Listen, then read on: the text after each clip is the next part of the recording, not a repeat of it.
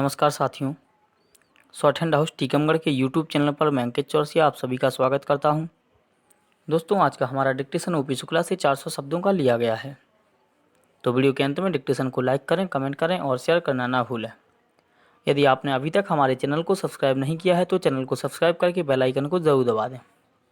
Dictation शुरू करते हैं 3 सेकेंड बाद। स्टार्ट। अध्यक्ष महोदय, आपने इस बिल पर बोलने का जो मुझे मौका दिया है उसके लिए आपको धन्यवाद देता हूं।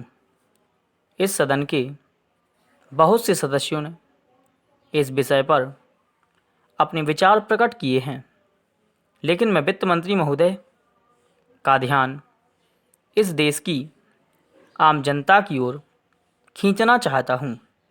जब यह बजट वित्त मंत्री जी ने सदन में पेश किया तथा उसकी चर्चा समाचार पत्रों, रेडियो और यहाँ सदन में हुई, तब देश की जनता को इस बजट के विषय में जानकारी मिली।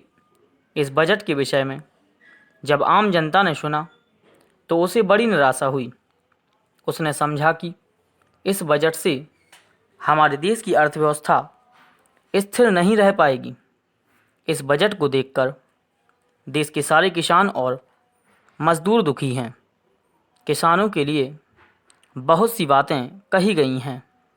इस बजट में कहा गया है कि किसानों को बहुत सी सुविधाएं दी गई हैं, लेकिन वास्तव में किसानों के लिए क्या किया गया है यह मेरी समझ में नहीं आ रहा है।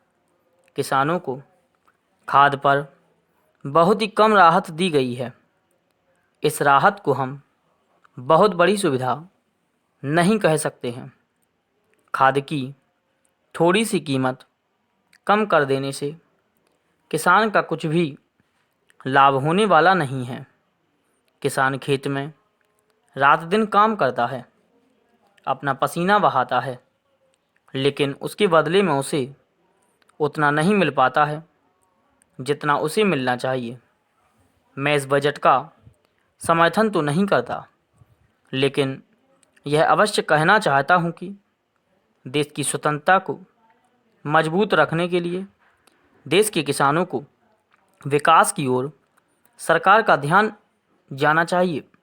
यदि किसान अपने खेत में अनाज पैदा नहीं करेगा तो देश की करोड़ों जनता भूखों मर जाएगी। किसान ही इस देश के प्रमुख नागरिक हैं। आज कहा जा रहा है कि यह जो बजट प्रस्तुत किया गया है इसमें गांवों की ओर अधिक ध्यान दिया गया है, लेकिन मैं कहता हूं कि सरकार को गांवों की ओर जितना ध्यान देना चाहिए उतना इस बजट में नहीं दिया गया है।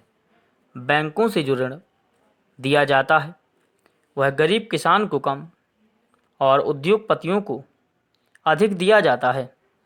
यदि बैंक किसानों को ऋण देते भी हैं तो उस पर बहुत ब्याज लिया जाता है।